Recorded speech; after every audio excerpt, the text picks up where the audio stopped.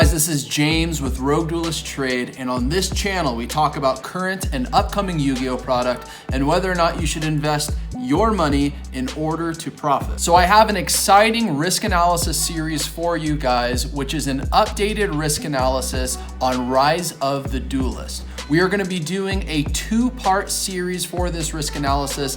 This episode is part 1, and the next day after this video posts, you'll see the part 2 video of the risk analysis for Rise of the Duelist. In today's part 1 video, we are going to go over the potential chase cards in Rise of the Duelist. We are also going to go over current buyouts going on in the marketplace right now because of cards coming in Rise of the Duelist. And lastly on this video, I'll go over potential singles that you guys may want to consider investing in because of upcoming support and archetypes that we're getting in this product. Now guys, I want to give you an update on some preliminary news for this channel. I've recently built some very valuable connections within the Yu-Gi-Oh vending marketplace. Through that, I've been able to build some very unique partnerships where I will be launching a Patreon for RogueDuelist Trade. What I want to be able to do through this Patreon is provide you guys exclusive insider information within the distributor and vending space post-release of new product coming in the TCG. I believe I'll be able to offer you guys invaluable information to help you make smarter investments, and I'm hoping to have it launched a week or two before the release of the Megatins in the TCG. So that's it. I will provide updates in future videos. Now guys, before we get started, for the YouTube algorithm to support this channel,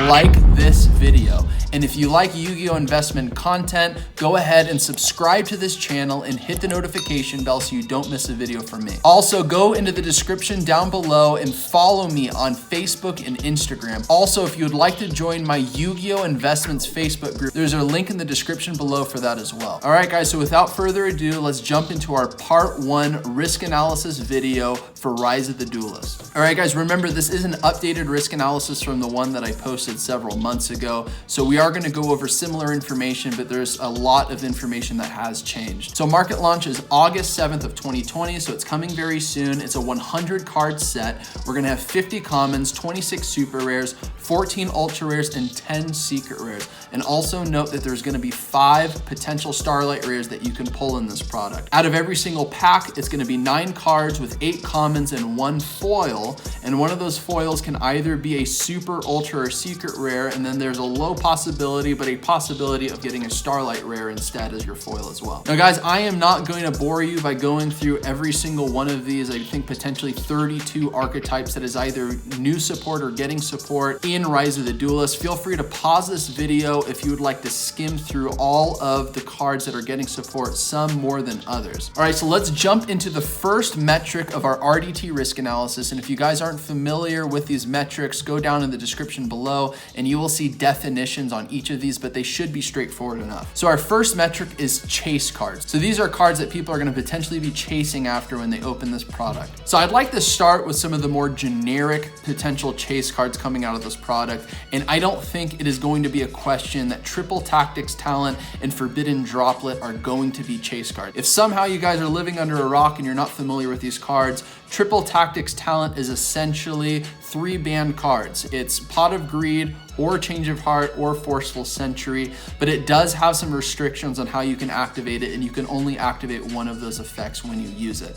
So essentially your opponent needs to activate a monster effect during your turn. So it could be turn 2 and you start your turn, your opponent already established a board, maybe they negate an effect or something with their monster effects. Now Triple Tactics Talent is online. Or if they Ash Blossom you or use any other type of monster hand trap that is considered a monster effect, then you will be able to use Triple Tactics Talent as well. Now that is something to consider. People may start playing less hand traps or something because of this card. So I don't know if this is necessarily a staple that you run in your deck, but it's definitely something that people are extremely excited about, and it's coming in both a secret and starlight rare. So I could see this card following very similar patterns as like a lightning storm, especially in the starlight arena. This is definitely a card to keep your eye on. Another is Forbidden Droplet. So Forbidden Droplet one, it's a quick play, and two, it basically can negate several monsters on your opponent's side of the field. So how it works is you activate it, you discard cards from your hand, and based on how many cards you discard, you can negate that many monsters on your opponent's side of the field. But if you discard a monster, spell, and trap as an example, for whatever cards you discard, your opponent cannot respond to this card's activation. Let's say you discard Infinite Impermanence in order to activate Forbidden Droplet, your opponent cannot respond with a trap.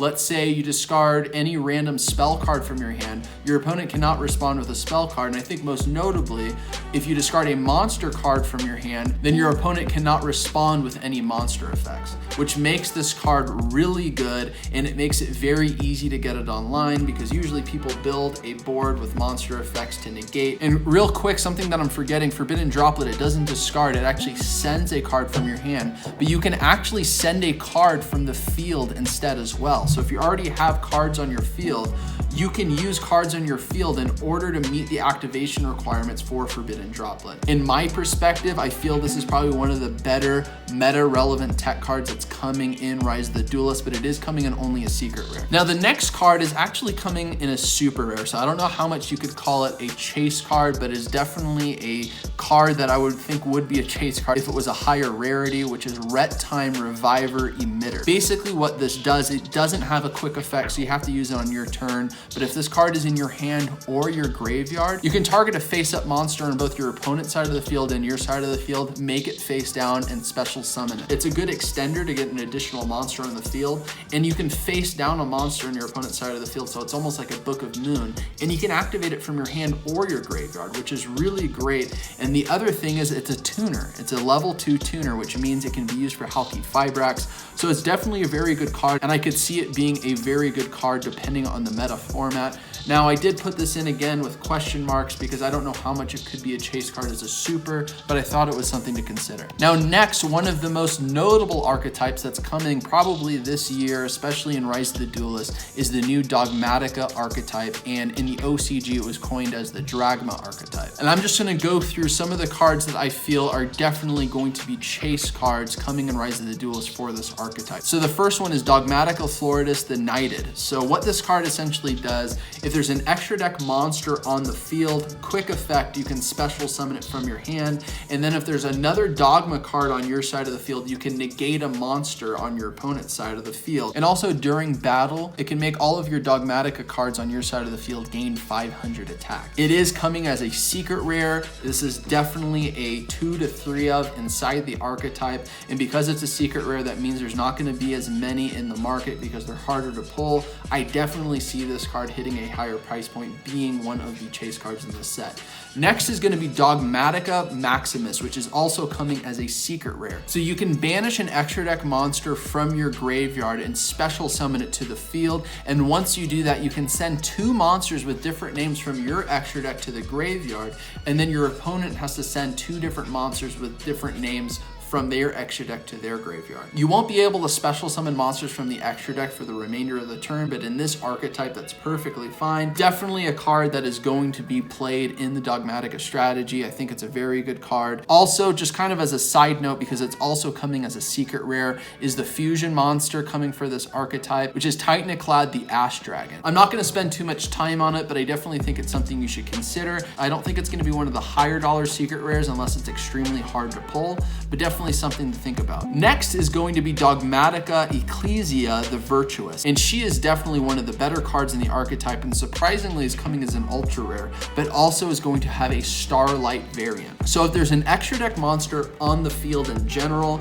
you can special summon her, and when you do that, you can search a Dogmatica card from your deck and add it to your hand. It has a searching effect, which is always very meta defining for a deck to have a good way to be able to search out cards from the deck to the hand, and it's going to be coming as a Starlight rare. So this card is an easy 3 of in the strategy, and if you do have 3 of it, there's going to be a lot of people that are going to play high rarity, so I could imagine the Starlight for this card being one of the higher dollar Starlights in Rise of the Duelist. Next is Fallen of Albaz. So this is technically a Dogmatica card because it can be played in the Dogmatica strategy. You can actually use it for Ash Dragon, the fusion monster that I mentioned on the previous slide. So if this card is normal summon or special summon, hand, you can discard a card from the hand, and then you can fusion summon a monster with this card and monsters on your opponent's side of the field. Ash Dragon, the fusion monster, you can use one 2500 attack monster as a fusion material to get it on the field. So it's kind of like a Super Poly,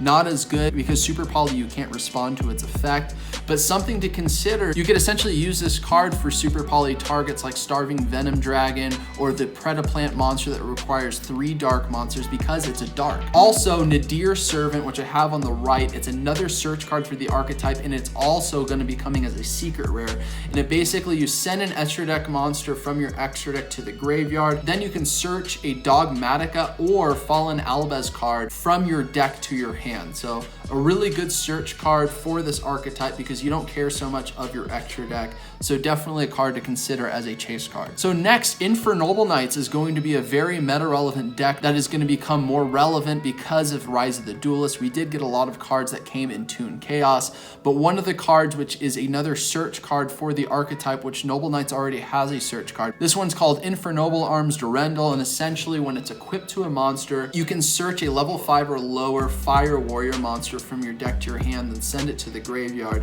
Or if this is equipped to a monster and the monster while it's equipped is sent to the graveyard, you can grab a level 5 or lower Fire Warrior monster from your graveyard and put it to your hand. So it has some recyclability and it has some searchability, a very good card for the archetype. It's coming as an ultra rare. I could definitely see this being one of the higher dollar ultra rares because of the hype behind Infernoble Knights. And next is going to be Infernoble Knight Emperor Charles, which is coming as an ultra rare. And interestingly enough, as a side note, a lot of the Infernoble Knight cards are coming as like commons and supers, which is crazy. So these are some of the higher rarity cards for the archetype. So I could see these cards having some higher price points because the other cards are going to be very budget friendly. But Infernoble Knight Emperor Charles, if a monster gets equipped with a card, you can destroy a card on the field. Also, at the end of every end phase, you can equip a spell from your hand or graveyard to a monster on your side of the field. And if you do that, you can also equip a Fire Warrior monster from your deck to a monster on the field, and that monster gains 500 attack. So there's definitely a lot of use for this card. The fact that you can grab a Fire Warrior from your deck at the end of every single turn and equip it. So definitely a very good card for the strategy and something that could see some higher dollar marks for Infernoble Knights. And the next are cards that are semi-generic. So we are getting a Chaos Synchro monster coming in this product, something to consider because of all the Chaos support that we've gotten in Toon Chaos. Chaos Ruler, the Chaotic Magical Dragon. Once it's Synchro Summon, you can excavate 5 cards on the top of your deck, and if either of them is a light or a dark,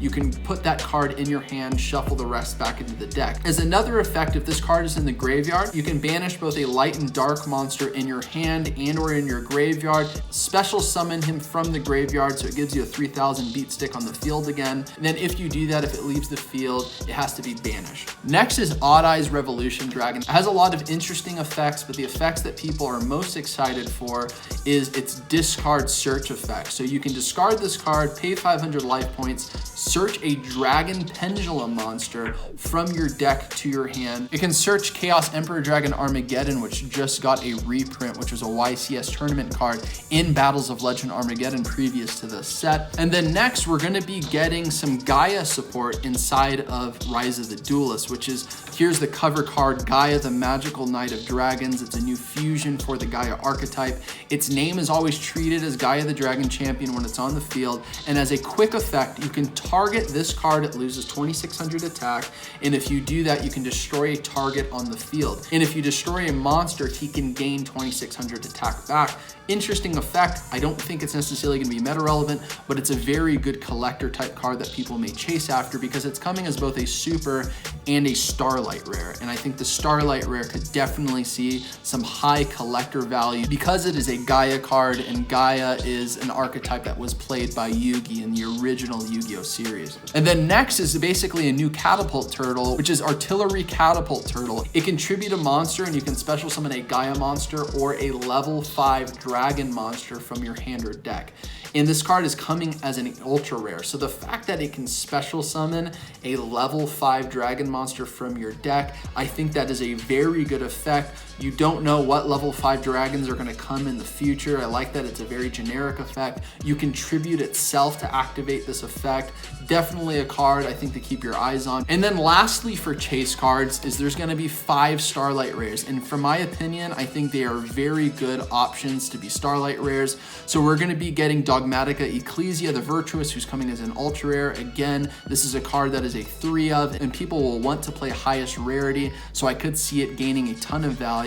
Gaia the Magical Knight of Dragons, again, it is a collector level card because it's within the archetype that's played by Yugi. Definitely a nostalgic card. I could see the Starlight Rare having a ton of value. Triple Tactics Talent, again, it could follow very similar patterns as Lightning Storm. I could see that having a ton of value. And then also Wind the Wind Channeler is probably going to be one of the lower tier Starlights, such as the other Charmers that get Starlight Rares in previous core sets, but definitely a good card, a card that people are very excited for wind strategies.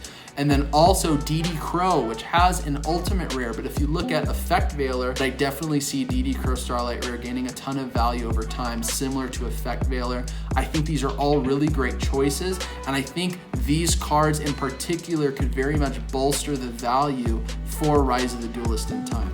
So with all of that said, I feel multiple chase cards is an easy 5 for Rise of the Duelist. I'm very excited. There's gonna be a lot coming, and there's probably things that I missed that are gonna be considered chase cards as well. So there's a lot of potential. So the last metric for the risk analysis on this video, and remember guys, part 2 is gonna go through the entire risk analysis. So don't miss part 2 of this risk analysis series. But we're gonna go over current card support buyouts. So some cards that are seeing buyouts, starting with Nekroz the Bryonic, and this is the secret rare from the Secret Forces. This card went from about a $30 to $40 card and then jumped up to about $77 around May up until June 8th, and it has gone down a little bit in value on average since then. Right now its average cost is about $62, and take into account that the average includes light play, heavy play, moderate play, and all that stuff. The fact that it made like a 30-40% increase in its price is crazy, and the reason why I feel like this went up in value is because there's a lot of people that are excited to play a Nekroz Dramatica build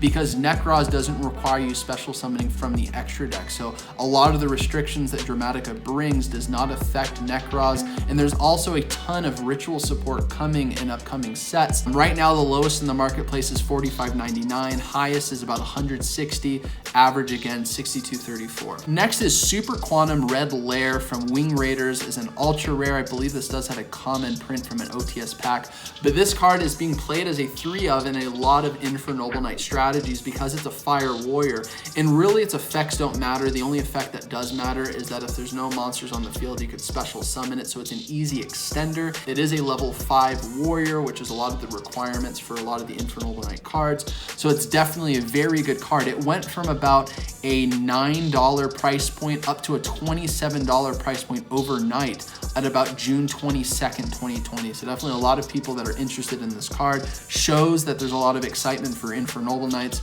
Lowest right now in the marketplace is about $10, highest is $41.11, average is $16.28. Next I wanted to look at I Sold the Two Tails of the Noble Knights, which has seen a lot of fluctuations, and this is coming from the Extreme Forces ultra rare, so its highest rarity. It jumped up to about $20 on June 15th and was at price points at about $6 just in like April and May. It has definitely seen its fair share of buyouts. Right now the average cost has softened to about $11.83. So because we're going to be getting a lot of Dark Lord support coming in this product, I thought it would be interesting to see what's going on with Dark Lord the Morning Star, because this only has a single print as a secret rare from Destiny Soldiers. And this card went from about a under $4 card up to an $18 card around March 30th, 2020, and that's the average price. So lowest right now in the marketplace is $4.18, highest is $36.44, average $7.57. So it went from about $3.80 up to $17, and its new average price is sitting at around $8. Definitely could see this getting another potential buyout in the future, especially as people start playing Dark Lords. The last card I want to go over, because there's a lot of Fluffle Fright for support coming inside of Rise of the Duelist as well, but coming in lower rarities, is Fluffle Bear. And this is the print from Star Pack Arc 5, which was a Shatterfoil print.